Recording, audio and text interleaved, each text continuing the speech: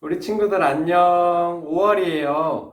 전도사님은요, 5월이 되면 괜히 기분이 좋아져요. 왜냐하면 5월에는 어린이날이 있기 때문이에요. 전도사님이 여러분처럼 초등학생 때는요, 어린이날 선물을 받았던 기억이 있어요. 그래서 전도사님도 우리 친구들에게 택배 상자에 작은 선물을 담아서 보냈는데 잘 받았나요? 혹시 못 받은 친구가 있으면 알려주세요.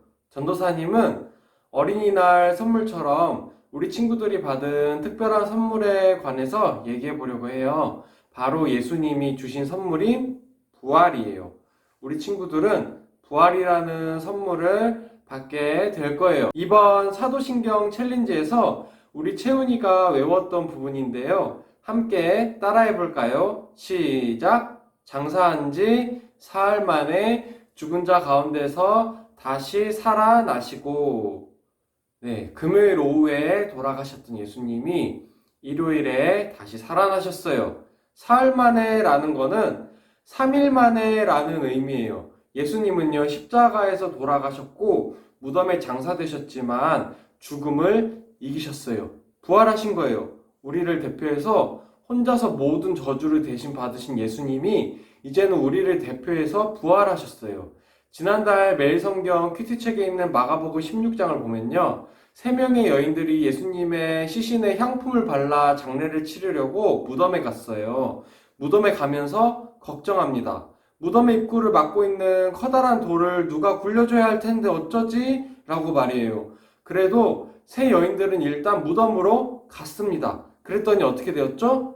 네, 무덤 입구를 닫고 있던 커다란 돌들이 옆으로 치워져 있었습니다. 심지어 무덤 동굴 안에는요, 예수님의 시신이 있어야 할 자리에 천사가 있었어요. 분명히 예수님의 시신을 무덤에 넣어놨는데 대체 어떻게 된 걸까요? 시신이 사라졌어요. 누가 훔쳐간 걸까요? 아니에요. 천사가 말합니다. 예수님은 무덤에서 나가셨어. 그러니까 너희가 곧 만나게 될 거야. 여러분, 우리 친구들이라면 이런 얘기를 들었을 때 어떤 기분이었을까요? 어떤가요? 너무나 기쁘고 기대되고 신나지 않을까요? 부활하신 거잖아요. 그런데 이 얘기를 들은 세 여인은 몹시 놀라서 떨었고 무덤에서 도망쳤어요. 공포에 질려서 무서워서 아무 말도 못했어요. 너무나 충격적인 일이었어요. 왜 그런 반응이었을까요? 예수님은 예전부터 자신은 다시 부활할 거라고 몇 번이나 얘기하셨는데 말이죠. 예수님의 무덤에 가장 먼저 올 정도로 예수님을 사랑했던 이 세 여인들이라면 예수님의 부활을 더 잘 믿고 있어야 하는 거 아니었을까요?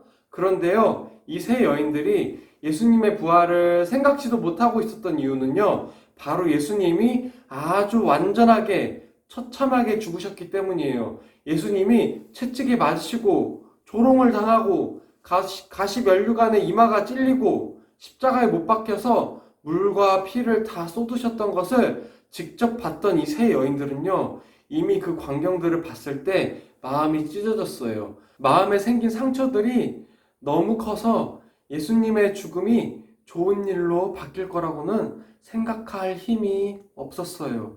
예수님이 얼마나 완전히 죽으셨냐면요. 지옥의 고통을 당하실 때, 죽음으로 떨어질 때 하나님 아버지께서 바로 구해주지는 않으셨어요. 그래서 이 여인들은 몰랐어요. 예수님을 하나님 아버지께서 다시 살리신 거를요. 우리 친구들, 지금 코로나 바이러스 때문에 아직 교회에도 모이지 못하잖아요. 언제 다시 교회에 올 수 있을까요? 그렇지만 예수님을 부활시키신 하나님이 교회도 다시 회복시키실 거예요. 혹시 이렇게 생각하는 친구들이 있는지 모르겠어요. 이대로 나는 교회 나갈 수 없을 것 같아. 친구들, 언니, 누나, 오빠, 형, 동생들, 안녕. 난 이제 교회 안 갈래. 교회 안 간지 너무 오래됐어. 이렇게 생각할 수도 있나요? 그런데요, 이 여인들이 무덤 입구의 돌을 대체 누가 옮겨줄 수 있을까? 우린 못해. 라고 걱정하고 실망했는데, 오히려 예수님이 살아나셨어요. 어떻게 살아나셨냐고요? 하나님이 살리셨다고요. 그 하나님이 교회로 다시 모일 수 있도록 회복시켜 주실 날이 분명히 올 거예요. 그때 우리 친구들을 얘들아, 우리 함께 모이자. 어서 와. 하시면서 부르실 거예요. 우리 친구들 중에 예수님을 믿지 못하는 마음이 있나요? 예수님은 없어. 성경은 가짜야. 이렇게 생각하는 친구들 있을 수 있겠죠. 그런데요, 그런 친구들일수록 사실 예수님에 대해 관심이 많은 거예요. 마치 무덤 입구의 돌 때문에 무덤에 들어가지 못할 거라고 걱정했던, 이제는 아무런 기적도 믿을 수 없었던 새 여인이 정작 예수님을 향해 달려가고 있었던 것처럼요. 그런 친구들의 마음을 가리고 있는 돌을 하나님이 치워주시고 부활하신 예수님이 함께 하실 거라고 전도사님은 믿어요. 여러분도 믿죠? 아멘. 여기 그런 사람이 한 명 더 있어요. 바로 예수님의 동생 야고보입니다. 예수님의 어머니 마리아는 예수님을 성령으로 낳고 나서는 남편 요셉 사이에 예수님의 동생 몇 명을 낳았는데요. 그 중에 하나가 야고보였어요. 예수님의 형제들은 예수님이 하나님의 아들이시라는 사실을 정말로 믿지 않았어요. 당연히 그렇겠죠? 한 집안에서 어릴 때부터 같이 자란 큰형 예수님이 갑자기 하나님의 아들이라니요. 아마 이랬을 것 같아요. 형, 정신 차려. 형이 무슨 하나님의 아들이야. 형은 우리 엄마 아들이야. 그런데 야고보는 예수님이 부활하시고 나서 그 예수님을 만난 후에 예수님을 믿게 되었어요. 얼마나 잘 믿었냐면요. 최초의 교회인 예루살렘 교회를 이끄는 가장 핵심적인 지도자가 되었어요. 지금 전도사님이 성경 말씀 하나를 읽을 건데요. 우리 친구들이 잘 외웠으면 좋겠어요. 바로 고린도전서 15장 20절이에요. 영상을 잠깐 멈추고 성경을 찾아볼까요? 고린도전서 15장 20절 말씀입니다. 자, 찾았나요? 읽겠습니다. 그러나 이제 그리스도께서 죽은 자 가운데서 다시 살아나사 잠자는 자들의 첫 열매가 되셨도다. 아멘. 전도사님의 예전 설교를 잘 기억하고 있다면 이 성경 말씀에서 눈에 띄는 단어가 있죠. 바로 첫 열매입니다.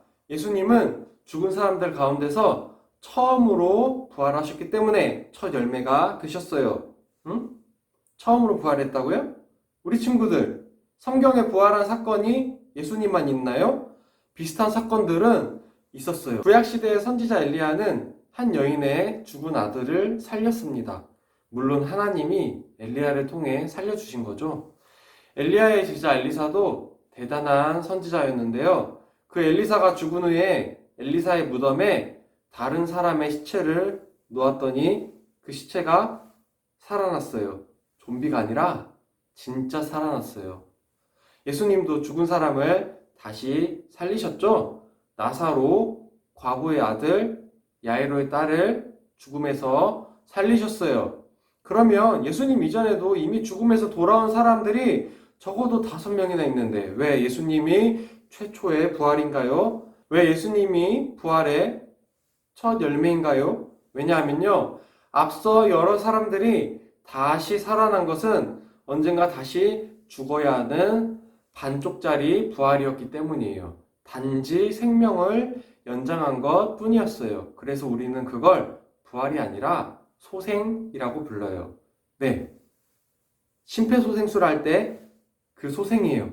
하지만 예수님은 완전히 새로운 몸으로 더 이상 썩지도 죽지도 않는 몸으로 부활하셨어요. 마치 애벌레가 나비가 되듯이 말이에요. 정말로 이 땅의 육신이 죽음을 통과해서 죽음을 이기신 거예요. 그러면요, 첫 열매가 되셨다는 의미는 무엇일까요? 친구들, 같이 상상을 해볼까요? 바람이 선선하게 불고 햇볕이 쨍하게 내리쬐는 가을입니다. 사과밭에 사과나무에 드디어 사과 하나가 빨갛게 열렸어요. 농부가 이걸 보고 어떻게 생각할까요? 첫 열매가 익었으니 이제 다른 열매들도 다 열리겠구나. 어서 수확해야 할 준비를 해야겠다. 이렇게 생각할 거예요. 첫 열매인 예수님을 보면요, 뒤따라 여러 하나님의 자녀들이 부활할 거라는 거죠. 바로 우리 친구들이 언젠가 예수님을 따라 영원히 죽지 않을 영광의 몸을 입게 될 거라는 거예요. 예수님이 우리의 죄값을 대신 치르고 대신 저주를 받아 돌아가셨기 때문에 우리는 영원한 형벌을 당하지 않아도 되게 용서를 받았지요. 그럼에도 예수님은 죄가 없고 저주를 받을 분이 아니기 때문에 계속 죽어 있을 수는 없었어요. 지옥의 고통을 당하셨지만 정말로 지옥에 떨어지지는 않으셨어요. 그래서 하나님은 죄값을 다 치르신 예수님을 부활시키셨습니다. 사도행전 2장 24절에 이런 말씀이 있어요. 하나님께서 그를 사망의 고통에서 풀어 살리셨으니 이는 그가 사망에 매여 있을 수 없었음이라. 예수님은 하나님의 아들이시면서 동시에 하나님이세요. 하나님의 외아들이자 독생자이신 예수님이 이제 부활하신 영광의 몸을 우리에게도 약속하셔요. 그래서 우리는 예수님의 초청으로 낡은 옷을 벗고 이제는 죄 아래에 있지 않고 거룩한 삶으로 나아가게 된 거죠. 부활은요, 영원한 삶을 의미해요.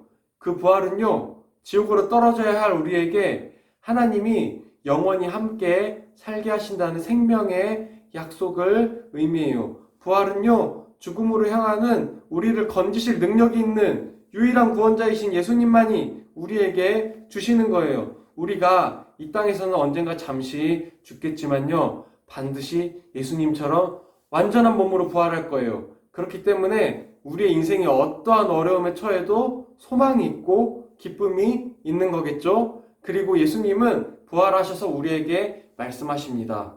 내가 너를 위해 죽었지만 너가 용서받았고 구원받았다는 것을 알려주려고 내가 다시 살아났어. 내가 너와 영원히 함께 할 거야. 너도 나와 같이 영원한 새 몸을 얻게 될 거야. 이렇게 예수님은 죄인인 우리를 형제 자매로 여겨주셔요. 그러면 우리는 어떻게 살아야 할까요? 부모님이 우리 친구들한테 딸아, 아들아, 사랑해 이렇게 얘기하면 우리는 어떻게 하죠? 엄마, 아빠, 저도 사랑해요. 이렇게 대답하죠? 마찬가지예요. 예수님이 우리에게 사랑을 건네시는데 우리도 예수님을 사랑해야 하지 않을까요?